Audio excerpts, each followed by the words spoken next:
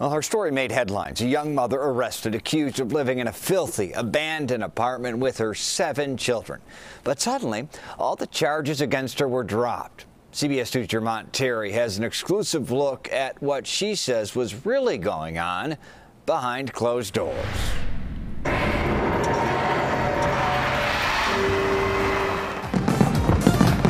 As everyone else celebrated the new year of 2021, Jessie Hunt wasn't finding anything to cheer about. I was in jail.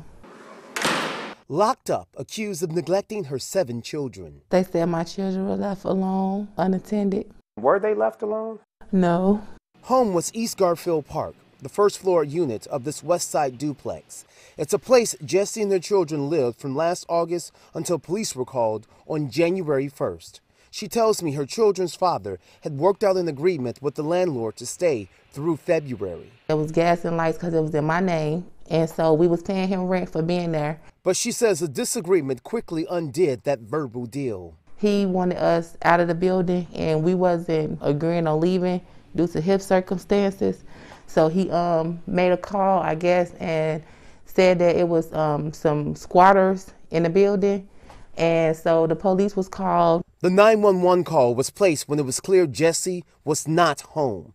At the time, Chicago police said the apartment was filthy and there was no working plumbing.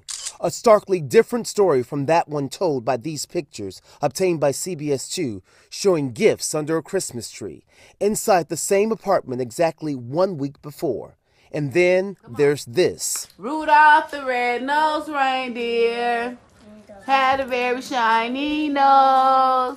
Home video of happy children whose identities we've concealed shows them opening gifts Christmas Day.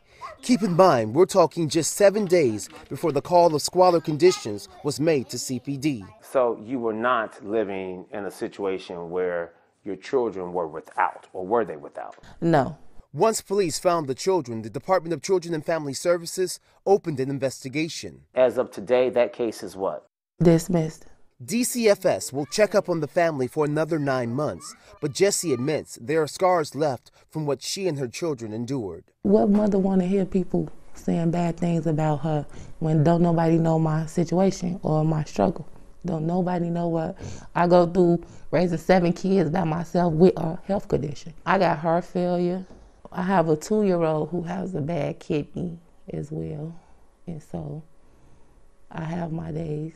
Jessie knows some may question a woman being 32 and already having 7 children. No, I'm not the same with my 7 kids. But she remains determined to keep them all under the same roof. A roof she now has. The pastor, with his good gracious, has blessed us with a 5-bedroom house. The gracious pastor she's talking about is Donovan Price. The man, when first hearing about Jessie's story, told us then, some people just need a hand up. 2 months later, Price was able to get Jessie and her children a house rent and utilities free for 1 year. The spirit of Chicago giving her the foundation she needs to rebuild. I believe that God's involvement allowed me to move. And so I simply moved as a result of what I know God to be doing all the time. Without this home, do you think the 7 children would still be with Jess? It definitely helps civically. And that's a great thing. My hope is to just get my kids back to the regular life that they used to have. And with the courts dropping the misdemeanor charges against Jessie, she can now focus on finding a job and, more importantly, having some stability for her children moving forward. Many people have helped Pastor Donovan get the house and new furniture, which includes individual beds. And if that sounds simplistic, keep this in mind. Those children never had individual beds before this. Reporting live, I'm Jermont Terry, CBS 2 News. Erica? Jermont, thank you.